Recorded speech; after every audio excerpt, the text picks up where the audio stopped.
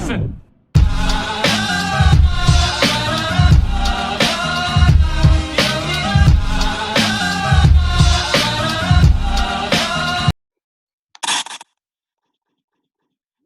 Gentlemen, welcome to episode number 12 of Hollywood Uncensored. We are back as promised. It is WrestleMania weekend, my boys. It is your boy Hollywood Hogan as always, and I am joined once again by Orange. Hopefully I'm pointing the right way at you because last time I was like, it was weird, dude. I was editing the video. I'm pointing like this way, but you're like on the other side. It came out all weird on the editing. Again, we're using new technology because obviously Rona has took it over the world, as you all know. And I'm probably sure you guys are all sick and tired of hearing that shit. But me and your boy are drinking some White Claws. We're going to be talking mad shit about random stuff. But let's just jump right into it. The Sixth God is back. The album is coming very soon. He dropped his first official single from the album. I'm assuming it's the single for the album, how he presented it. The other four tracks that he put out on YouTube are starting to look like throwaways for now. But he dropped a brand new single, Toosie Slide. Let me know what you think about it, my boy. So, I'm not gonna lie, I'm a big Kanye West fan, but you know, I give Drake credit when it's due, you know, and I absolutely love the last four songs that he dropped. Like, I liked War when everybody else hated it. Like, I liked it just right in the first listen. I was like, this is a banger. The beat is hard, but this song here, Tootsie Slide, what's it called? I keep calling it Tootsie, like Tootsie Roll, but it's like Tootsie, whatever it's called. Tootsie some you know, shit. I don't think it's it. You know, I think it's a miss. He was 4 for 4 before this, like 10 out of 10. I think he just dropped the ball on this one, and that's okay. You know, like he was having a strong start to the year. It's okay. Like, not every song has to be perfect. You know, not every album or every project can be Take Care or Marvin's you know, exactly, or whatever else. Like, this is just one of those misses, and that's just my opinion. I feel you. Do you think it's a miss though, even though you know he's clamoring towards the TikTok crowd? You know, at this point, you know, Drake's more than just an artist. He's an entrepreneur. You know, he's a playboy. He's just more than an artist at this point. You know, so he's just focused on making money at this point, I think, than just really making good music. So I can't hate on him. You know, like, he's in it for the money, and I can't hate on someone getting their bread. You know. Oh man, not again. Look, I think the song, yeah, is it not his best work? Obviously not. I mean, I see some people saying it's his worst song ever. I highly disagree with that shit. I mean, Ratchet, Happy Birthday is still out there. I mean, like, come on. I think this song, this guy runs the rap game like it's a business. You know what I mean? Like, I don't think he's interested in being like, at this point of his career, however old he is at this point, I don't think he really cares about like, let me go with something deep or musical or some shit like that they're going to respect me for. I want to run this like a business entrepreneur type of, like, almost like an NBA owner type of way, where can I get the most clout, the most attention, and the most money? I'll make up some stupid dance, because it is a stupid dance. It's a very easy dance. And I guarantee you it's going to be on every single TikTok all through the summer long. But it's Hotline Bling on steroids, pretty much. You know what I mean? Where it's not like, oh, is this like a very lyrical type of project? And it has some bars in between there. But then, you know, right foot up, left foot slide kind of ruins it a little bit here and there. I think it's a hit for him. I think that's the biggest thing for him, is to get all eyes on him any way possible. I don't hate it because I heard Kendrick's new single that's going to come out, the little snippet that came out. And after listening to Kendrick's, this Drake one is a walk in the park. And I know I'm going to probably piss off some K-Dot fans, but man, that new Kendrick joint, and I'm not going to leak it because I don't want to get freaking killed by them or that, but it's... The fuck are you talking about? That shit stink. That new Kendrick joint's going to be awful, my boys. And all you Kendrick fans that wait hands and knees slandering Drake every time this dude drops, at least he's dropping consistently. And I guarantee you this is going to be a bop. This is going to be one of those songs that is going to be targeting in the charts for a long, long time, at least the whole summer. And again, the TikTok crowd, dude, TikTok is taking over in such a major way right now. It's insane. It's literally as bad as this pandemic is, really fucking bad. It's really putting us all in a terrible place. One of the biggest benefits, two of the biggest benefactors of this whole coronavirus has been toilet paper and TikTok and alcohol. And Pornhub. Yeah, and porno. But yeah, that's a different discussion. Yeah, I didn't love it. I thought it was a bop. Him mentioning Michael Jackson, showing the Kobe jerseys. That's a trifecta for me. You know what I mean? You got the holy trinity right there, pretty much for me. Especially from things I've liked in my life. So I like it. You know, I don't think it was anything special. I think he was just bored as well. You know, got nothing else better to do. But like you said, I think the other 3 songs or 4 songs that he released were way superior than this one. I think those just sound better, produced better. Even the production on this one sounds very mid. Right. Like it doesn't really blow me away, but I get it. Like this dude, he's just so above like just dropping music that we're all gonna like. But I dig it. I don't think it's the worst though. I think you're being extra if you think it's the worst Drake song of all time. What do you think's the worst Drake song? Is it Ratchet Happy Birthday?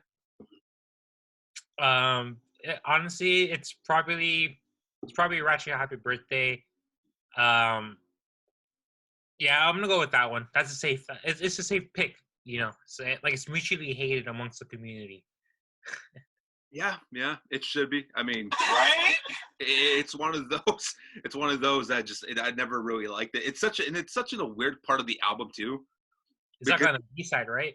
Yeah, and it's a 2-part album. Way too many songs. I've always said that about Scorpion. Too many. You know what I mean? I get that he was trying to have like the rap side and the R&B side. Too many skippables on that album. You could have just mixed it. Sandra's Rose, though? Yeah, I mean, no, there's some boppers on the track with Michael Jackson, of a track that we've never heard of before. That I'm pretty sure he paid a hefty penny to get that feature from Michael Jackson. You know, you have to go deep in the archives to get only Drake can get a Michael Jackson feature. Straight up, yeah, true. And like, but those albums, A and B, I think you could have just split those in half and put it like together into one, because like you listen to that album fully, it's kind of hard because a lot of skips, and then you get to the Ratchet Happy. I think it has that album might have 2 of his worst tracks, the Ratchet Happy Birthday, and I hated the Jay-Z feature. You just been shitting on Jay-Z this whole week, bro. No, that is like one of the worst. What are you talking about? I give him full credit for Jay Electronica's album. Like he said he got washed on Pound Cake. Oh, the Pound Cake shit? Because he did get washed on Pound Cake. Like he got majorly washed. Like majorly washed on Pound Cake. And then he comes out with this like terrible song on freaking Scorpion. That song was trash. The beat was pretty good, but then it just doesn't fit them. You know, it was kind of one of those like gangster beats, but I didn't like it. Give me a score for Toosie Slide, if you had to give it a score. I'm gonna give it a 5 out of 10 because it was just you know what I mean. 5 out of 10. I think it's a bop. I think it's something I could listen to whenever and not kind of be like annoyed about it. The music video is fire. That dude's house, he literally lives in like Bruce Wayne's manor or some shit. This dude's house is ridiculous. I like the music video for War better. I thought it was like that one. Yeah, I mean it was dope. The fact that he's bringing back the Nike gloves that he had in headlines, that shit was pretty dope. I like that. I'm between a 6 and a 7. The stand in me wants to give it a 7. The unbiased, you know, kind of like, okay, it's a song, wants to give it a 6. It's average, I would say. I'm gonna go with 6, just because like I'm not gonna overdo it and be like, oh man, this is like, it's a 6 because of the shit he's already dropped. That Chicago Freestyle or whatever that song was called, that shit is fire, dude. Like that whole sample that he did on the last 2 tracks he dropped on YouTube, and the music video is even dope as hell. Compared to this one, I'm like, this is for the Justin Bieber crowd. If that makes sense. You know what I mean? This is for the Yummy crowd. This is for the Selena Gomez crowd. You know, that's for white America. For me, it's like, you know, it bops. I'm always going to stand, but like, if it's on the album, it's on the album. But I'm pretty sure it'll be forgotten by the time we get to that point whenever he does drop it. But it's looking like it's going to be a summer 20 Summer 20 for the Sixth God, and I would not be surprised if he does end up with the album of the year. Right now, we're saying The Weeknd's the album of the year, right? The Weeknd, yeah, for sure. You agree with Budden and Maul and Rory and all them saying that PND washed The Weeknd? Fuck no. PND was ass Bro, compared to The you know Weeknd. what made me laugh? I'm listening to Budden's podcast last night because I couldn't sleep. My dumb ass drank like 3 Monsters in 3 straight days. So like my caffeine levels are super high right now as hell. So I couldn't sleep, so I was listening to Budden. I don't know why I went there. But anyways, I was listening to Budden. Started thinking in my head, what did I bring up the Monsters for? Anyways, I'm listening to Budden. And then they're talking about how like P&D washed them. But then they're like, oh, it's because P&D played it safe. But we're gonna give The Weeknd an L for playing it safe too. And I'm like, wait, what? That makes no sense. You're slandering Abel for playing it safe, but you're praising Party for playing it safe as well. To me, that was the biggest problem with Party Mobile. You know, that it's like nothing from that album blew me away or made me say, wow, this shit slaps. You know what I mean? Or like it made me feel like a different way about Party. It was a Party album, walked away being like, okay, that's Party. So I felt like their grade system was just flawed big time. I don't know. I feel like the Party Mobile, and I'm OVO for life. I just feel like the Party Mobile album is getting a little bit too overrated. And I think it's because of the last song of the album. All right, let's get into it. You have been continuing to watch the MCU. You text me every day about this shit. I just watch and listen to you mark out over Brie Larson. Thank God nobody saw what you had to say about Brie Larson last time and got triggered over it, because I really thought Brie Larson fans, man, they're as bad as K-pop Twitter and all that shit. So thank God they didn't find that part. Maybe they'll find it someday. But this part of the show is the Edwin MCU marathon. I love this soundboard.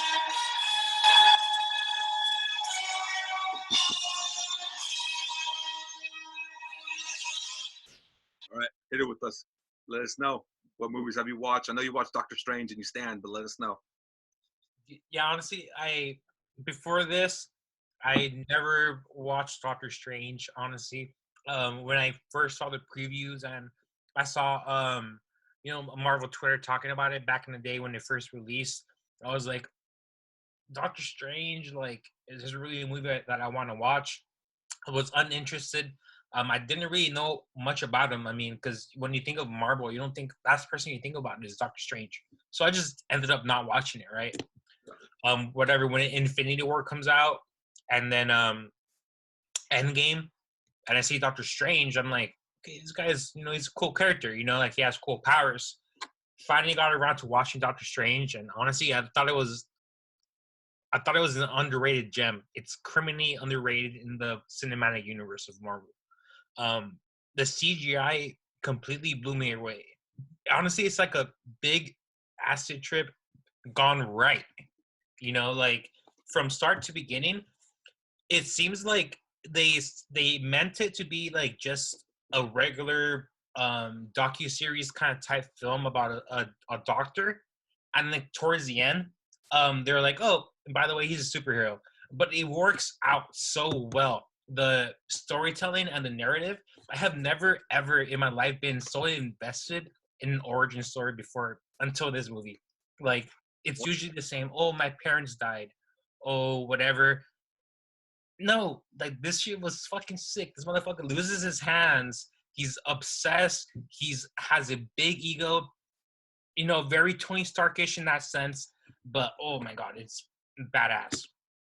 Are you looking at it as the best origin movie of all time from comic book perspective? Okay, well, I wouldn't go that far, but it's definitely original. I would say that the best one, in my opinion, is a Teenage Mutant Ninja Turtles origin story. What? Bro, fucking a radioactive rat finds turtles fucking dancing inside of radioactive material, and then they grow and they become Ninja Turtles. Are you talking about the OG or the remake?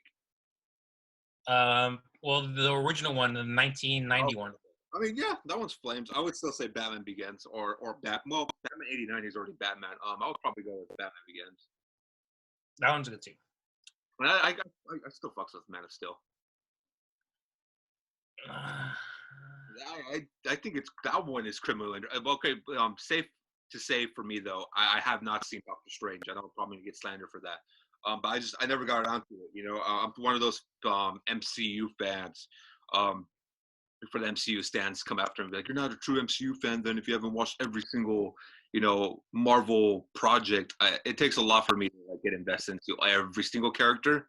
Like I know the ones I like, and I know I'm gonna see them in these big blockbuster Avenger movies. So at the time I'm like, do I really got to know how they became such and such? I've already read so many comics in my life. I'm like, I already get the whole purpose of Doctor Strange and all that. But now that you tell me all this, I'm kind of probably a little bit interested, especially because the second one, Just got announced. yeah, and Sam Raimi's directing it, which should be interesting. Depending how you look at it, because I like the director who directed the first one. It's pretty good. Um, from what I was told, the original plan was for Doctor Strange 2 to be like a horror movie. Yeah, I was reading that too. That sounds really interesting. Well, the problem was that Disney was like, yeah, we kind of don't want to go in that direction anymore because Disney being Disney. And the dude was just like, then I'm out. And I guess that's how the whole creativity, beef started between, I forget what his name is. It's Scott something, but yeah, I just know that he wanted to do like a full-on horror movie for Doctor Strange 2. And Disney was just like, nah.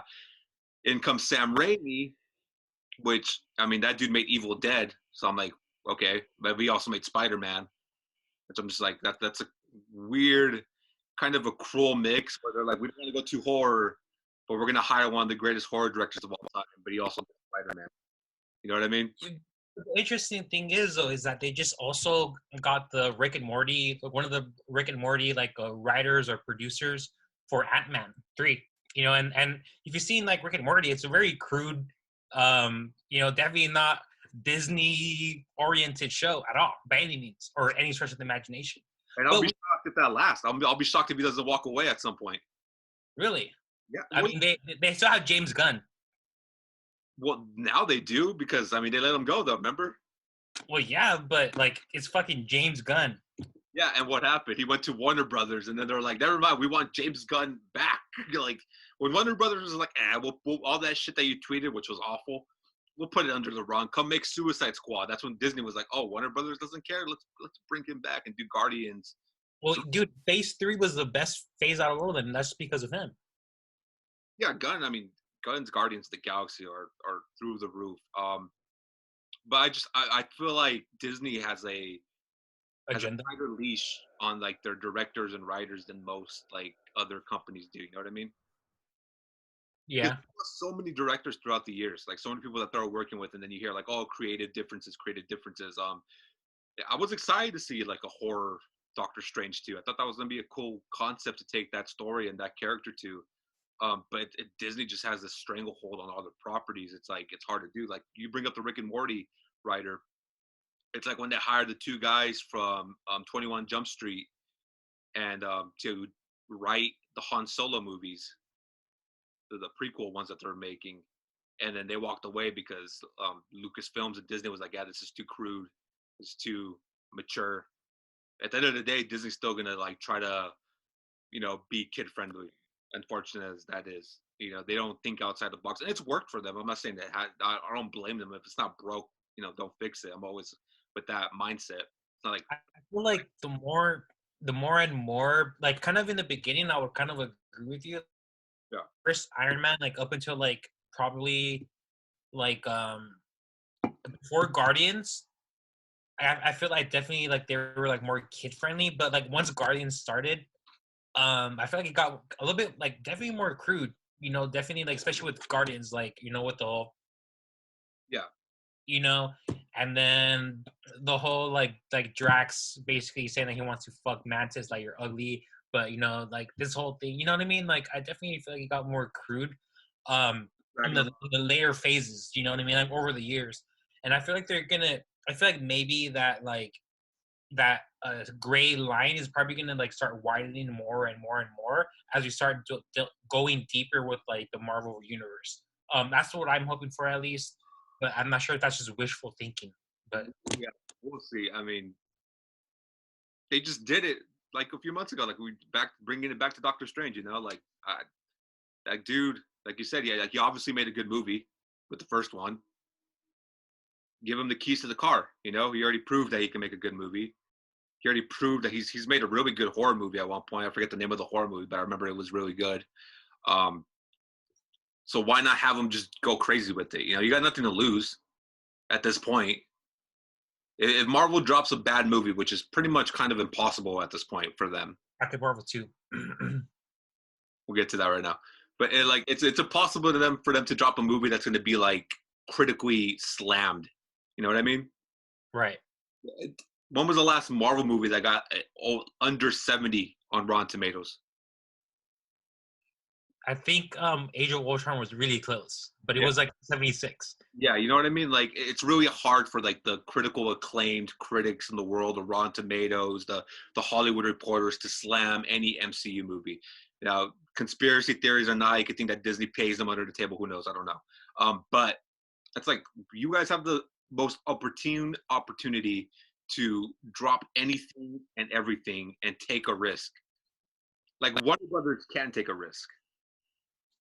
You know what I mean? They gotta hit every single note with their comic book movies.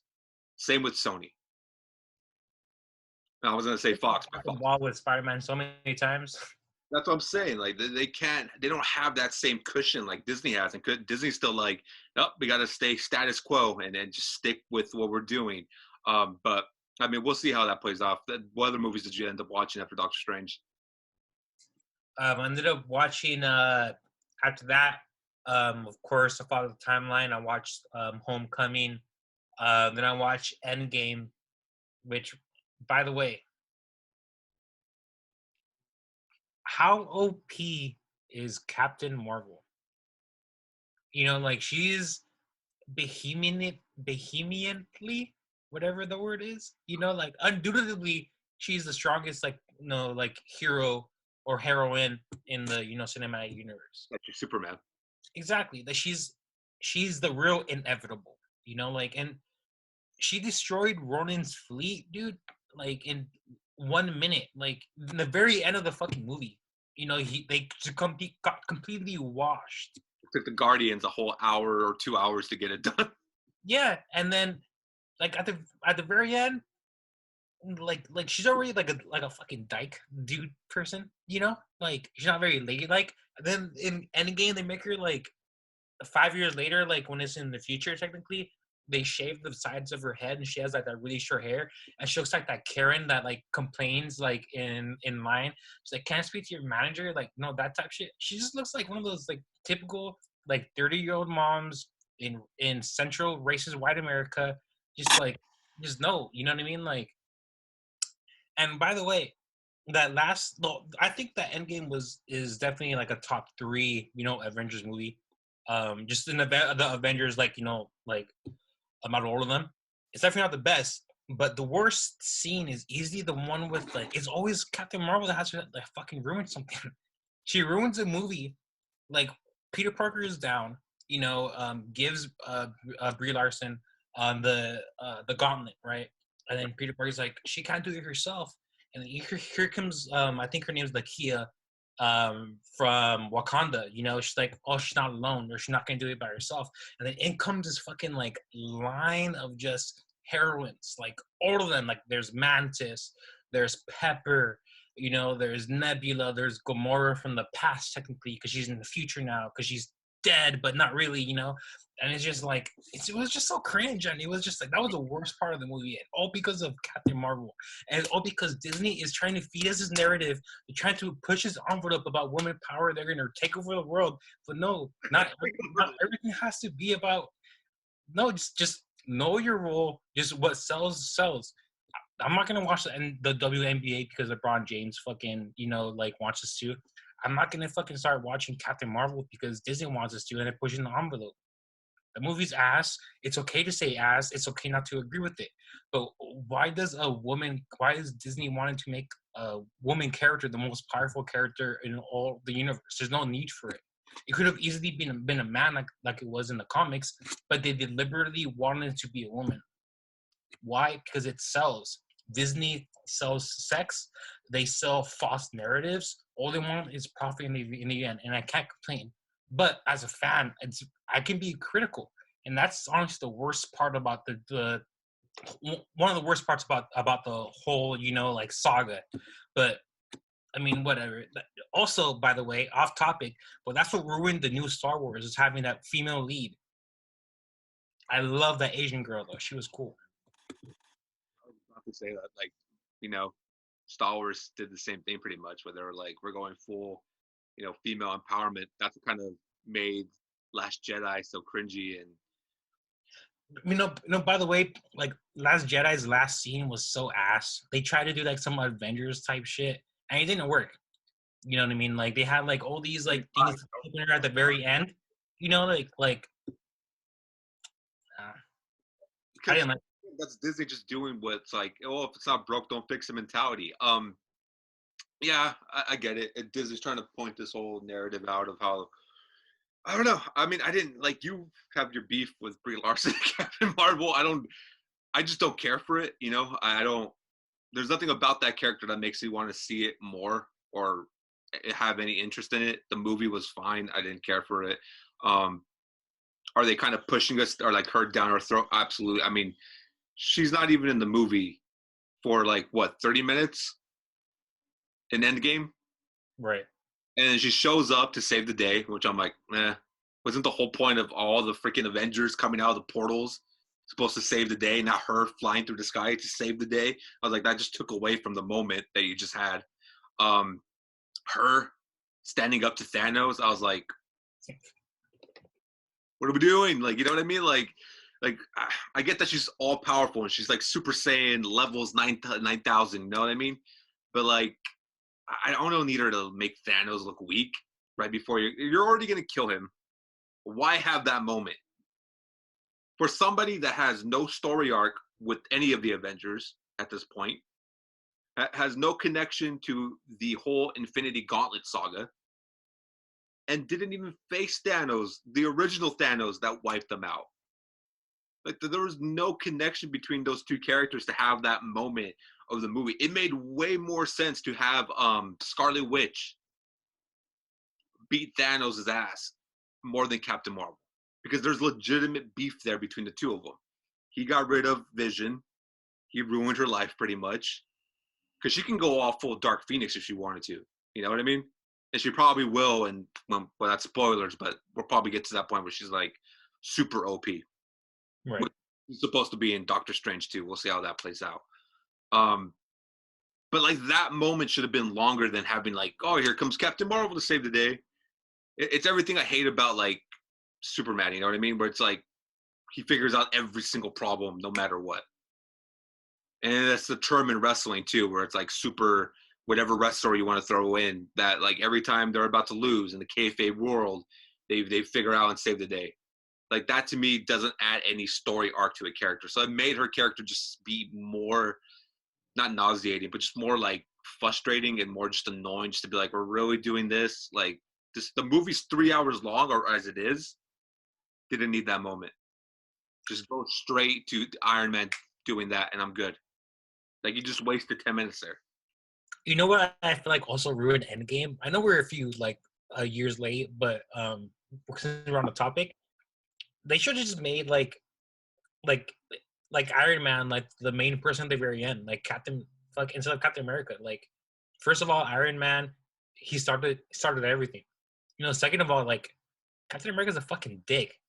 Like, he's a straight up, like, people paint Tony Stark as being like the asshole of the whole team, but honestly, if you think about it, if you watch all the movies like back to back to back, Captain Marvel's the one that's, I'm not Captain Marvel. Captain America's the one that's a real asshole, dude. Like, he knew that Tony Stark's parents got killed by his best friend. So savage. And he didn't say anything. Tony Stark and him, they're supposed to be also friends, Second of all, like, he kisses Peggy's niece, and he goes back in time like a few years later and goes back with Peggy. Like, bro, weren't you just trying to like marry Peggy, like your niece in the future? No, and then honestly, like, Iron Man completely washed Captain America and Bucky both. He washed two Avengers, when they're in Sokovia or whatever. He destroyed them. And the only reason why it was like kind of close at the very end was only because he was weakened because fucking bitch ass Bucky, he like chopped off his bottom leg so he couldn't climb all the way up to get him before he escaped. Like why? I feel like I get it. It's Captain America, but it's fucking Tony Stark. Like he was the one that was like he started everything. He was like the real good guy. Like he was the one that was like actually gave a fuck. Where Captain America, I feel like he was just doing it because of his ego. You know what I mean? Like he said, that's America's ass. No, bitch, you're America's dick.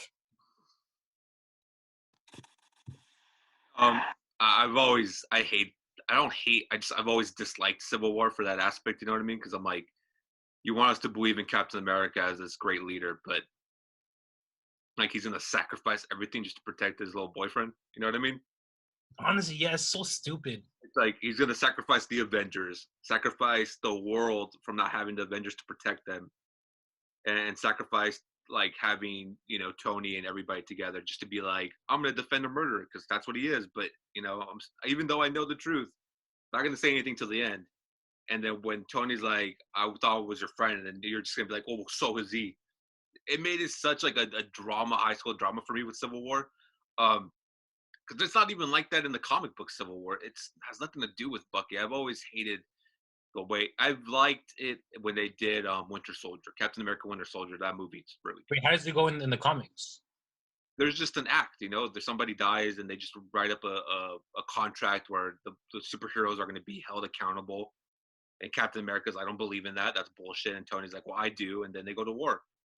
This one, it was kind of like that, but then they're like, nope, we have to make it all around Bucky and Captain America's relationship and how he killed Tony's parents. And then it became a soap opera almost. You know what I mean? Like, it was just like, protect Bucky at all costs. I'm like, why? We've seen him two other times. Once was like half of the movie of Captain America First Avenger. And Winter Soldier was cool. Like that movie, really, that Winter Soldier was like in my top 5 favorite MCU movies. But like at the same time, I'm like, I don't need Civil War. You're telling me that they broke up the whole Avengers for this dude. I have a hard time believing in that. You know what I mean? And then I just like how they get back together after years pass by. Freaking Cap grows a beard, and then in Infinity War, everything's back to normal. It's like, so what was the point? Speaking of that, I hope that they bring. You know how Loki's supposed to have like his own like TV series on Disney Plus. I hope that I think Loki is easily the best like villain in my opinion in the whole like universe. I think second is Thanos, not in terms of power, but just in terms of the character itself. He's definitely like my most loved. Did you say Loki is better than Thanos? In terms of the character itself, not like stronger, but like in terms of like his character. You know what I mean? Like I like just like the way that he's like portrayed. He's like the god of mischief. Like he's just badass. Like he's good and bad. Like I remember watching whatever,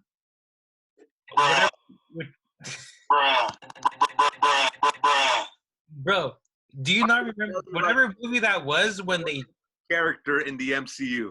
You think Loki's the worst character? He is the most annoying little biatch I've ever seen in any comic book movie. He's badass. He is absolutely annoying. His story arc is annoying. They try to play him off as Scar from Lion King. He's annoying as hell. Tom Hiddleston is one of the worst actors in Hollywood, dude. That dude is so overrated. If it wasn't for Loki, nobody would be talking about this guy. He was trash in that one horror movie, Crimson Peak or some shit. He was trash in the new King Kong movie with Brie Larson. Makes sense because they're both not great. And now he's been awful in all these movies, man. The best movie that he was in was Thor Ragnarok. And the 5 minutes. Because I'm Loki. Yeah, but he was trash in Thor 1. He was trash in Thor 2. And then he wasn't even like Infinity War. They get rid of him in 5 minutes. That was the best part of Infinity War when they got rid of freaking Loki. Thanos just holds his neck. I'm like, that's cinema right there. Because that dude is the weakest of all the actors in the Marvel Universe. Loki, Tom Hiddleston, is the worst, bruh.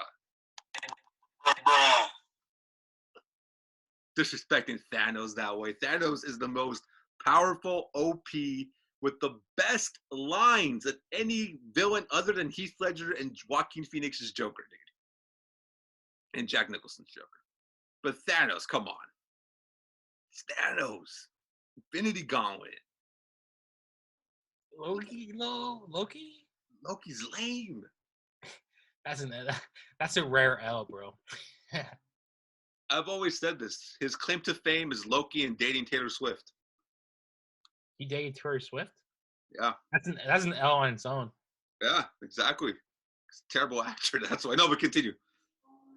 No, I was just gonna say, like, I was like reading into like theories about the universe, and like how people are like thinking that like there's gonna be like an alternate timeline where Loki has I think the Tesseract or the one of the time travel, I think it's a Tesseract, right? And there's a different timeline with Loki, and where Endgame doesn't happen and Thanos doesn't happen. So I'm hoping that that's like a real thing, because I would absolutely love like the whole Disney Plus series is going to be about. So it's confirmed? Yeah, but he's going to be able to time travel to like different dimensions and different timelines. Timelines, right? Yeah, because they're introducing the female Loki in this series.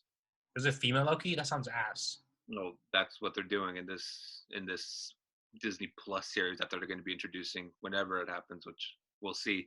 They just said today Black Widow has been pushed back to November 6th. That was the date that Internals was going to come out. I don't know what to expect from Internals. That one I still have question marks about. I never heard about Internals until I heard about this. So you know what? I'm not even going to pretend to act like I'm some Internals expert. I have no idea what they're about, who they are, what they do, who their villains are.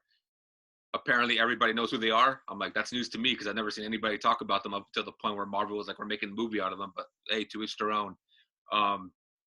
Internals is not going to come out in February. I think they said Doctor Strange in 2021 or 2022. Whenever you're getting the Duck movie. Oh, we're never getting the Howard the Duck movie? Yeah, dude, he was in Guardians, bro. Come on. They're supposed to make it into a series. It never happened. Kevin Smith was writing it, supposedly. Okay, really? Yeah. It was going to be. That would have been a W. Yeah, but I don't know. It's one of those things. Like, Kevin Smith can never work for Disney. He blurs the lines way too much for them. Like, all he's talking about is weed and shit like that. Kevin Smith movies are wild, so I don't think we'd ever get into it. That's it for your MCU stuff, or you got any more? No, that's about it. All right, well, are you done? Yeah, so I watched Far From Home last night with my nephew, his little bitch ass. So yeah, that's pretty much it. Now I'm just looking forward to Black Panther 2. That's my most like looked forward to movie out of like all of them. You know what I mean? What's yours? I'm just kind of curious. Which movie are you looking forward to the most? It's between 3 movies, probably. The next Thor movie. Love and Thunder? Yeah, Guardians and Doctor Strange too. Because Sam Raimi, I still believe in Raimi. That dude's one of the greatest directors of all time. The absolute disrespect to the great nation of Wakanda. I don't want to get into Wakanda. Dude, did you not like Black Panther? I don't want to get into Wakanda. Did you not like Black Panther? I don't want to get into Wakanda, bro. I'm just saying that it was an okay movie that was severely overrated, in my opinion.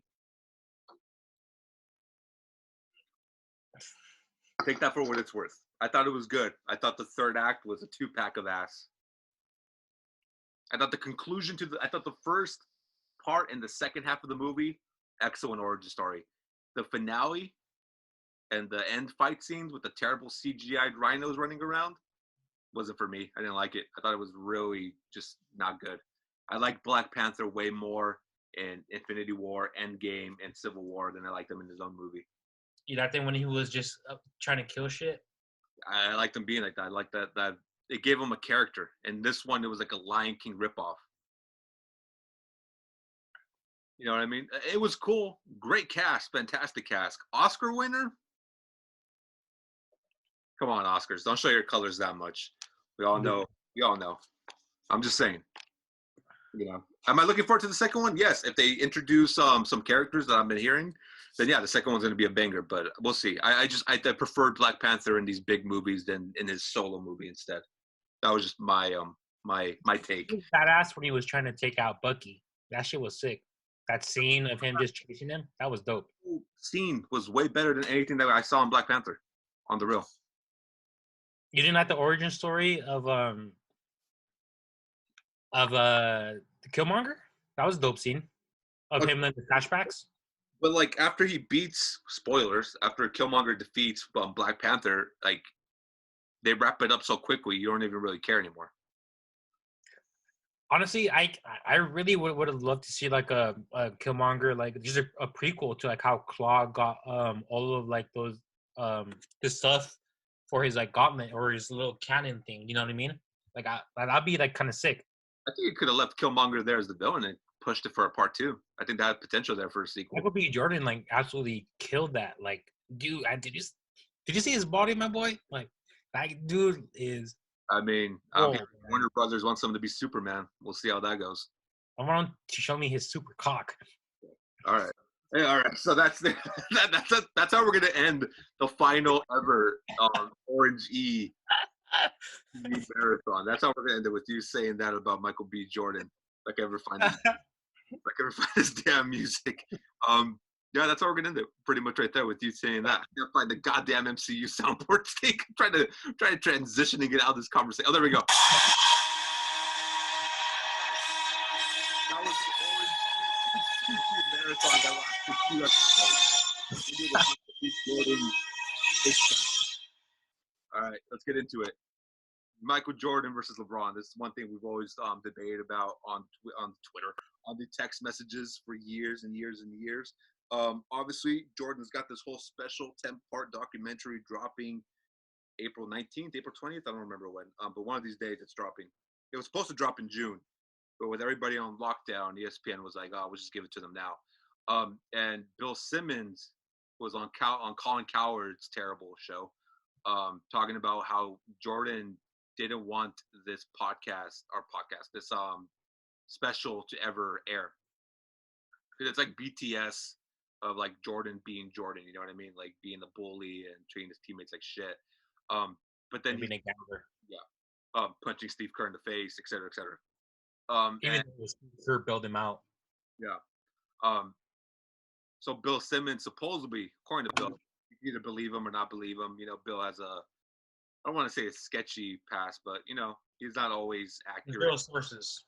Yeah, he's not. He's almost as low as Rick Bucher, but I like his podcast. He's entertaining. But apparently, according to Bill, that after LeBron won the title for Cleveland against the Warriors, coming back from 3-1, Jordan and his brand pretty much realized that they need to start pushing out material so they could protect Michael Jordan's legacy. What do you think about that when you hear that? Again, coming from Bill Simmons, though, so we don't really know. And Bill Simmons has worked, though, for 30 and 30. So, I mean, there could be some truth to that. But Michael Jordan caring about, you know, LeBron after winning the title against the Warriors, I don't know. Let's not sit here in front and act like, you know, LeBron didn't wash 3 All-Stars. You know what I mean? Yeah. Or actually, no, a starting lineup. Was it like 4 people? 4 including, you know, Draymond. I don't really count him as an all-star because I think he's kind of ass, you know. But well, I mean, it was only 3, wasn't it? Well, Iggy, right? No, but Iggy wasn't an all-star there anymore. I mean, he was the Finals MVP. Well, yeah, there you go. That's that's kind of what I meant. But you know, like still, that's like an incredible thing to do. Like I think I heard somewhere where LeBron said that after that series that he's the fucking GOAT, right? And it's debatable. You know, I can see why people would say, why LeBron fans would say that, but you know, I think that Michael Jordan's definitely like the best. You know, his record shows that. You know, 3-0 in the finals, not 3-6. Well, you know, technically. Yeah, you know, so I mean, if honestly, if this season continued and LeBron like took out like the Greek Freak and Kawhi, and then he went 4-7 and he won his first chip, I think he would like the Michael Jordan and LeBron kind of like thing. Don't at me, but I feel like LeBron would have been like here now. I think he would have been above Michael Jordan if we would have won the chip this year. And he can still do it. But that's just my opinion. But until he like wins that next like title, I think it's still like MJ is just like not. He's just the GOAT still. Yeah, if that dude brings a championship to the Lakers, and like you said, goes through Kawhi and goes through whoever else is in the West, the West is way more deadlier than the East. Everybody knows that. That's another big one too, because the biggest thing with LeBron has always been, oh, he did it in the East. The East is weak. Now, if he went to the West and makes it to the West and wins the title, and then goes through Kawhi and Paul George, and then goes through Giannis or whoever gets out of the East, because who knows now? By the time this shit ends, who's healthy, who's not healthy? Fucking Jokic is gonna be ripped. Watch. Freaking the Philly's gonna be healthy. Who? Philly. Like Ben's gonna be fine, and Embiid's gonna be fine. John Wall. Yeah, John. Well, come on, bro. Dude, I think Washington honestly is like in the like 8th or 9th seed. They can still make the playoffs technically. They can still make the playoffs. Okay, let me check. I'm gonna check this guy's right now. Continue. You're gonna tell me John Wall coming back from his injury is gonna give trouble to the Milwaukee Bucks in the first round? Well, no, but I'm just saying, like we're talking about like healthy players, right? Yeah, but I doubt he comes back. Well, he was like there was already rumors that he he wasn't ruled out for the season. So since they didn't roll him out for the season, then I don't see like any reason why not. And since that window of recovery time is already like open, and dude, honestly, look, the Eastern Conference, dude, the Magic are 30-35, and that's the 8th seed. The Wizards are 24-40, and they were on a win streak before this. They were 6-4. The Magic were 4-6. Okay, but you got to put into mindset. There's probably only going to be like 2 weeks of NBA basketball when the season does come back. You don't think John Wall can help them make a playoff push? I don't think he makes a dent. 8th seed. I don't think he makes a dent. I think he makes them worse. I think John Wall makes the Wizards team worse. Yeah. How is that even possible? He's an all-star. Yeah, the all-star coming back from a torn Achilles that he suffered at his own home when he can never shoot the ball. Guys on torn Achilles, if they can't shoot, their career is pretty much like a wash. You know what I mean? Because a torn Achilles means that like you have literally no lift or no athleticism. That's literally everything about John Wall: speed and jumping and making layups. That dude's never been a good three-point shooter. That dude's been an overrated passer for his career. His shooting numbers are ass. He doesn't make them any better at all. Like he's just gonna give a guy a ball who needs the ball at all times to make anything happen, because you can't have him be a spot-up shooter because he's not gonna shoot the ball. He's gonna make like $46 million next year. It's the worst contract in the NBA. The worst. You can't even trade that. Nobody should No trade one's gonna want him like you could throw coming in off injury. first-round picks, and I still wouldn't want it. That's true. Not even for a first-round pick, yeah. Only way I would want it is if it's the LeBron James Jr. draft, and the Wizards have the number 1 pick, and they're willing to give you the number 1 pick and John Wall For Bronny? to draft Bronny. That's the only way I would want it. You want to do it for Melo? There's too many questions about Melo and the distractions of the NBA. Bro, he's gonna be like Kyle Kuzma times 10. That's the fear, you know what I mean? Once he gets into the NBA and all the social media and all that shit starts acting up, and his dad's still there in the background, the risk isn't worth it. But He just bought a team. Huh? He just bought a team. Smart as hell. Trust me, he probably has more business savvy than Lonzo. Definitely. And fucking D'Lo didn't take any of Kobe's advice, like financially, and I think he was talking about that in like an interview I saw. Yeah, D'Lo never took any advice ever. That's why he's still stitching. He's been on 4 teams in 3 years. Come on, you know fifth. Yeah, he played the All-Star game. Good job with the Nets. That was awesome. You know, but like so that was Luke. Yeah, you went to the Warriors, and then they shipped you out in like 6 months to get Andrew Wiggins. Like, you weren't killing it. Like, this is his 4th team, and he'll stay in Minnesota because they're going to keep him as long as Towns is there. But as soon as Towns is gone, he's going to go to the 6th team, and then the 7th. Like, D'Lo just bounces up around everywhere. But back to like the only way I would take John Wall is if you can guarantee I get Bronny. That's the only way. Other than that, you're stuck paying this dude for another 3 to 4 years. Where do we go with this? Oh yeah, LeBron. If LeBron gets through the West, Wait, my bad.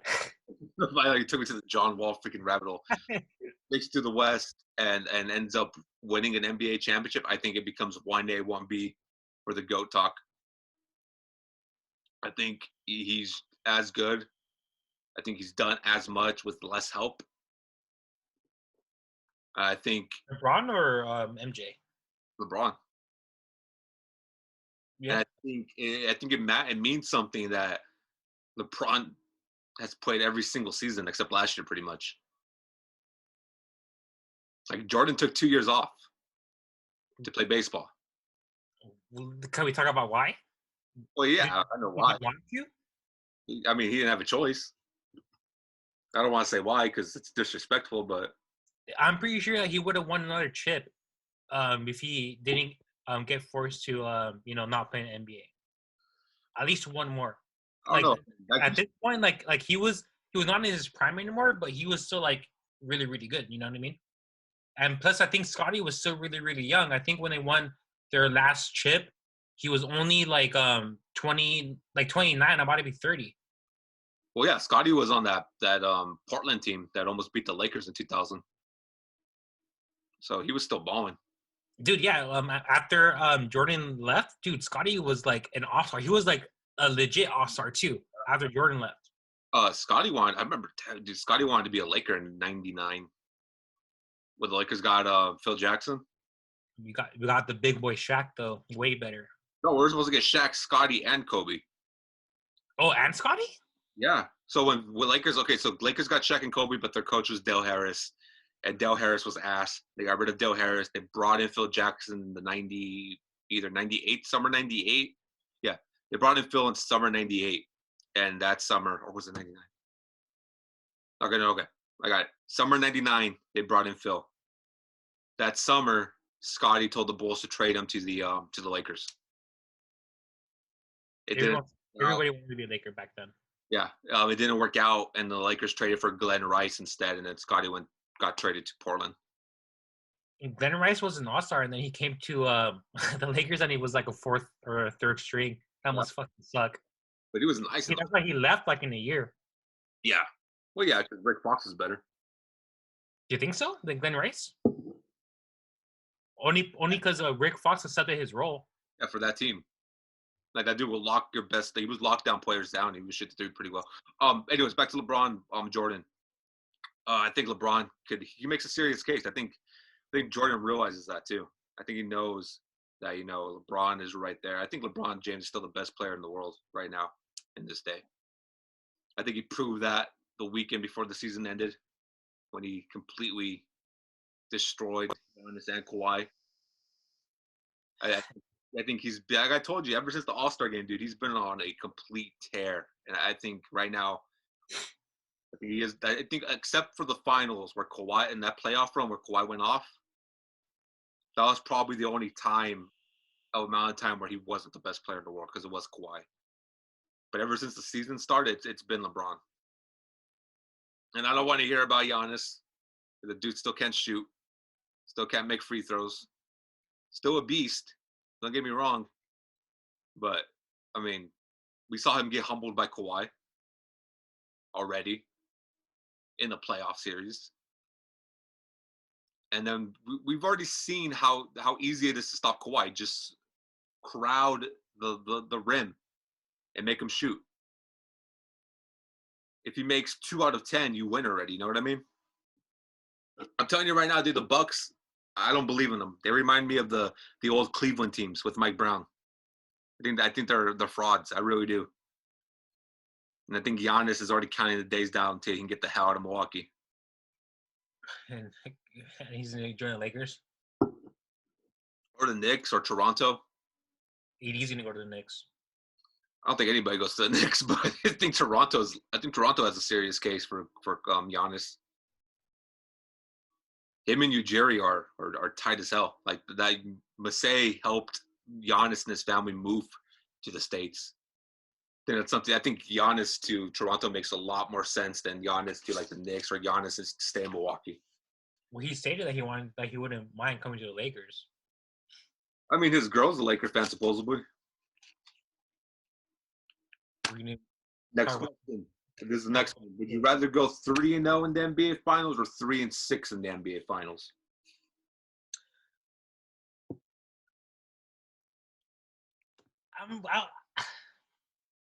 For the clout, I would say 3-6 because you get to say that you've been to the finals 6 times, 9 right? times. Or yeah, sorry, Matt. I have really shitty math. You know.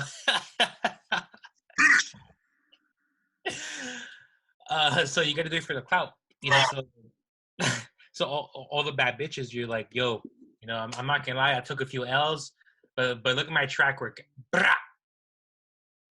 For the clout, I think it's better. Of course, if you're talking about when we're talking about GOAT conversations, Michael Jordan never lost a finals. You know what I mean? Like he didn't shy away from a challenge, you know. And I don't want to go super Skip Bayless or anything like that, but you know, D Wade definitely won him a chip. You know, Kyrie definitely won him a chip. Michael Jordan, I mean, besides like getting bailed out by Steve Kerr, he pretty much like won those chips almost basically by himself. You know what I mean? I can't really say the same about LeBron James, except for that one against the series where he won against the Warriors. You know, he got completely, you know, like bamboozled, led a struck, run a May, you know, by the Mavs. You know, Jason Terry made fucking Chris Bosh look like a fucking chump. I mean, he made Kobe and them look like chumps too, though. You know, and that's a great point. Now that we're talking about it, that was probably the greatest payoff run of all time. It's definitely better than the Pistons payoff run. You know what I mean? That's just a personal, my opinion. Dude, Dirk was absolutely unstoppable, dude. Like, yeah, his shot was like LeBron James' averages. This dude was going like 10-8 on that team, dude. Imagine going 10-8 in the playoffs as the chosen one. Well, the chosen one's supposed to go 10-8. The finals defensive on that team with that coach. That Mavs team was stacked defensively. So are you looking for an excuse to build out MJ for LeBron? Is that the excuse? A lot of people forget that they always make it seem like the Mavericks did, like Dirk did it by himself. You know how stacked that Mavericks team was? Tyson Chandler, Jason Kidd, Sean Marion, Peja Stojakovic, JJ Barea's bitch ass after Andrew Bynum took his ass out. I can go down the list. That team was stupid. Jason Terry, that team was stupid stacked. A lot of people forget that Mavericks team, as amazing as that run was, and Dirk was in his bag, and Dirk looked like Kareem out there with his shot, unguardable, that 1 foot step away, nobody can guard that shit. But that Mavericks team was so stacked, they kept throwing Sean Marion at LeBron. They threw freaking Kidd at Dwayne Wade, and Kidd's an underrated defender. Everybody knows that shit. Tyson Chandler was guarding the rim. What the hell is Chris Bosh going to do against Tyson? At prime Tyson Chandler? That freaking Tyson Chandler locked down Andrew Bynum and Pau Gasol by himself in 2011. By himself. Of course Chris Bosh wasn't going to do it. And if you remember that Miami team, they had no center. Bosh was power forward. They had Mike Bibby off the bench, bro. Like, that team, as good as it was, their fourth best player was Mario Chalmers. He was good, though. He was good. Yeah, but they didn't get Ray Allen and Shane Battier to the following season. They needed all of that to take out the Mavs? Freaking Boston needed a whole all-star team to take out the Lakers without Andrew Bynum and Trevor Ariza. All I'm saying is that Mavericks team is so overrated when it comes to people bringing up how overrated. That's disrespect. That is absolutely disrespectful to Texas. Like, Dirk was like the only player on that team. They make it seem like they were the 8th seed and they went through everybody. They were the 4th, 5th seed in the West, which isn't bad in the Western Conference. And but my whole thing is that nobody like considered, even at that point, nobody considered like Dirk, you know, better than LeBron James. You know what I mean? I don't think it was better. I just think his shot was unguardable. for whatever reason, those 3 months, nobody could stop that shot. And then people forget that Jason Terry was on fire too off the bench. Fuck yeah. Like Terry was scorching, dude. And Jason Kidd on defense and running point. Your defensive anchors, Tyson Chandler. Yeah, Pedro Stojakovic made like 12 3-pointers against the Lakers in the elimination game. That team was stacked and had a good coach. Rick Carlisle was a very good coach, and he was better than Spoelstra in that first year. And you could see it because Carlisle was the coach of the Pacers when the Pacers made it to the finals and lost to the Lakers. So Carlisle had already been there. I remember there was rumors after they lost to the Mavs that they want to blow it up already after the first year. You remember that? Yeah, the Mavericks blew it up, though, remember? Yeah, the Mavericks blew it up, yeah. They let Tyson Chandler go to New York. They let Jason Kidd. They were, but the Miami freaking got Ray Allen and Shane Battier and Mike Miller, and it was a wrap. It was over. They got more 3-point shooting. It was over. Anyways, I'd rather go 3-6. I'd rather go 3-6 because if I were an NBA player and I was blessed with the athletic prowesses that these players have, I would probably want to play 20 years in the NBA. 2 decades, I'm good with that. You know what I mean? In those 20 years, I want to make it to at least 9 or 10 NBA finals. And take that many L's? But at least I'm there. You know what I mean? At the end of the day, I'm there. You make it to 3. Let's say you play 20 years and you make it to only 3 finals. That means what were you doing the rest of your season, your career? 3 out of 20? You played in the most significant game that basketball can offer? That means the rest of the career you're either missing the playoffs, losing the first, second, or conference finals. In a 20-year or 17-year season, it's very quickly to forget all that shit. The difference between LeBron James and Kobe Bryant is when LeBron James was, after he loses in a finals or in a playoff game, that fool goes on a banana boat with his brothers. Kobe goes straight to the gym. I don't know why I said that, but I just wanted to throw that in there. I love Kobe, but there was no reason to bring Kobe up, but I just wanted to. Well, that's a good thing to bring Kobe up because we'll go to our last thing. Kobe going to be inducted to the WWE. Yeah, Kobe's going to the WWE Hall of Fame. Kobe's going to the NBA Hall of Fame. What are your thoughts about that? Oh, yeah. Easily. Hands down. Definitely the best player of the last generation. You know what I mean? Yeah. So, like, hands down, the most marketable of that generation. Kobe Bryant, like, wouldn't have survived in this, in this new era, with social media, like, and the allegations that, may happen. Don't want to talk about that, but, like what he meant to I don't even want to talk about just the organization, but just like basketball. Like I remember when they, like when he retired, like even Boston fans, they clapped for him. You know what I mean? Like his last game, in the whatever Boston stadium is called, in their arena, like Boston fans were clapping, and you're like, that's so weird. Like Lakers fans didn't fucking clap for, what's that bitch ass name? For Paul Pierce, exactly. Like fucking Draymond Green, like roasted him. Like you ain't Kobe. You remember that? Yeah. So, I mean, that's just my opinion, but like Kobe Bryant easily first ballot Hall of Fame. Didn't even have to like vote on it. Dirk Nowitzki also, first ballot Hall of Fame. Didn't even have to think about it either. Who do you think should induct Kobe? Because obviously, we're not going to get the Kobe speech, unfortunately. But who do you think should be the one to induct him? Probably Shaquille. I kind of don't want him to, just because like we've seen so much Shaquille already on Kobe Bryant. He's gonna make it into a comedy act. You think so? Yeah, he's gonna try to make jokes and make people laugh. I would say either Jerry West or Michael Jordan. I'm gonna throw a curveball. I'm gonna say Rick Fox. Yeah, but Rick Fox is too celebrity. Kobe. I think I would go with. I don't know. I think Jerry would cry too much because Jerry's a very emotional person.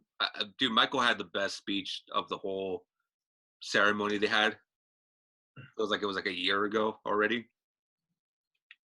But I think Kobe would want to be the one to induct him.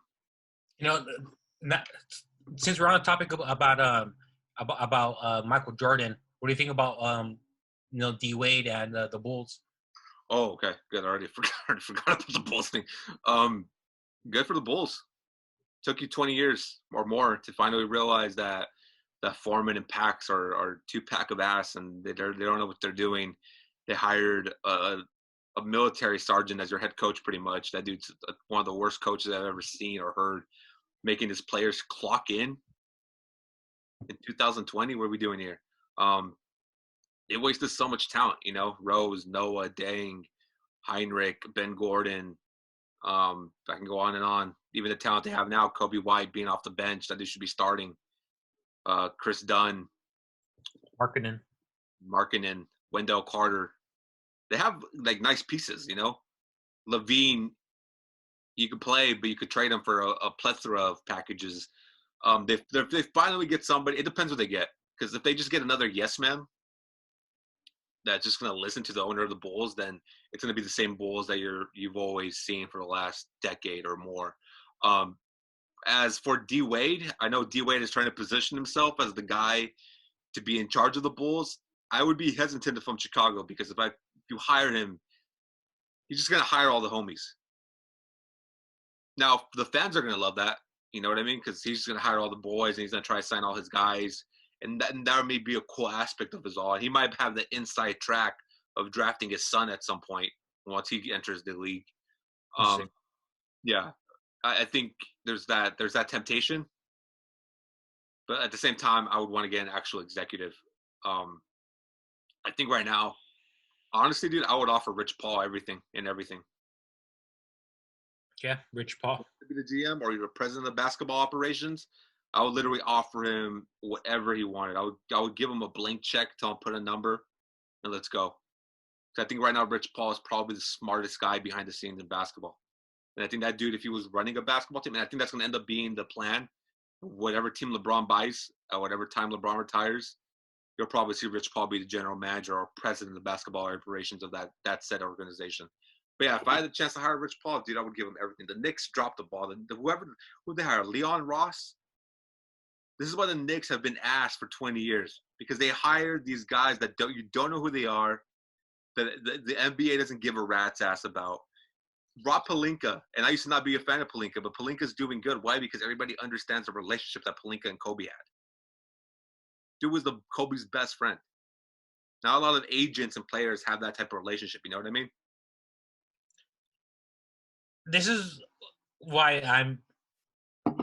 a few reasons why I'm skeptical about Dwayne Wade. The first reason is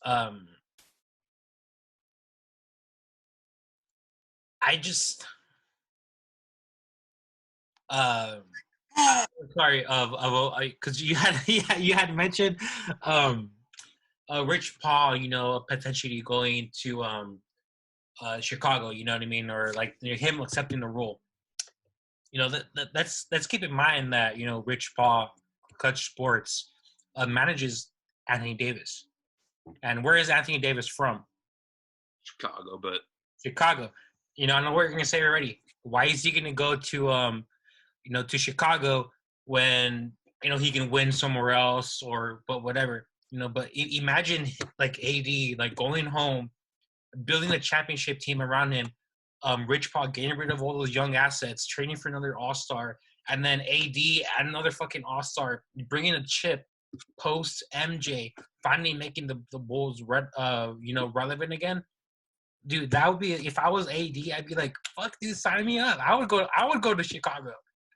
That would sound badass. Stop it. Get some help. But, that's my opinion. I'm gonna play for the Chicago Bulls, bro. You think I'm pushing the envelope too far? I think I don't think Rich Paul's gonna end up taking any offer, because I think like I told you, I think he's so, number one, why would he leave Clutch? Clutch is killing it right now. They just signed a bunch of baseball players today. Like, Clutch is taking over football, every sport aspect at this point. And it's not like he's just the agent. The dude's running the whole goddamn Clutch enterprise. You know what I mean? That sounds great for Chicago. Absolutely. I mean, that's a pipe dream. I think Chicago would run around the city going crazy if they ever got Anthony Davis. And we'll see, because I've heard some rumors that that Davis might only sign like a 2-year deal with the Lakers. So we'll see if that happens. For so we can get Giannis also. That or wait till LeBron leaves. You know what I mean? Because LeBron's only got 2 more years on this contract. But we'll see how that plays out. If AD signs like a 5-year deal, then that scenario is gone. But if he doesn't, I think, yeah, if you're Chicago, you could essentially get Rich Paul and then start building this huge super team and then get Anthony Davis there. Because the dude has a giant Chicago tattoo on his arm. But I bring up this point. What was the last big free agent that ever wanted to play for the Chicago Bulls? Kobe. He wanted to be traded there. Oh, as a free agent? Yeah. Yeah, I can't really think of one. It was washed up Ben Wallace, dude, after the Pistons told him to get the hell out of there because he was trash. Nobody wants to play for Chicago Bulls. Nobody. Trust me. Nobody wants to be part of that organization. Why? Because you have to deal with the ghost of Michael Jordan. It's too much pressure, dude. It's way too much pressure. And not even that. You have to deal with the pressure of people wanting you to be the next Derrick Rose. Because people are still standing for Derrick Rose. And I don't know why Derrick Rose doesn't just go back to the Bulls. I don't know why he's not a Laker. Well, because, Kyle Kuzma's a bitch. Anyways, and we're going to end this episode of Hollywood. I didn't get any questions for this week. I'll try to get some for next Monday. If you don't know, this Saturday and Sunday on Gold Coast Federation's official YouTube channel, we are going to be doing a live watch-along of WrestleMania 36. I guess it's WrestleMania. I don't know. But we're going to do a live reaction. It's going to be me, Gio Amazing. I don't know who's actually going to be there. RJ Wallace, Joseph Saint, my bad. I had 2 White Claws. I'm already out of it. But Joseph Saint, our producer, Eric Lucas, Quincy Jones himself, maybe the champion, Chris Cadillac, maybe some Rossi Montgomery. A lot of it's still up in there. I will be there for sure. We're going to be doing a reaction to WrestleMania Night 1 and WrestleMania Night 2. So it's 2 nights of Gold Coast Federation watch along. It's probably going to be a very interesting, toxic night of grown men talking shit about pro wrestling. So make sure to follow Gold Coast Federation on YouTube. And I think we're going to be on Twitch too, but I'm not sure whose Twitch page we're going to be on, but I guess we'll find that out. But my boys, it has been a pleasure as always. You got the Captain Marvel fan over there on this side, standing as always. As always, but you got any sound off? Or you got any last words to give this great audience before we close down? I see you on Monday. Stay indoors. Yeah. Don't go anywhere. Don't order from Amazon because Amazon employees are starting to get fucking COVID-19.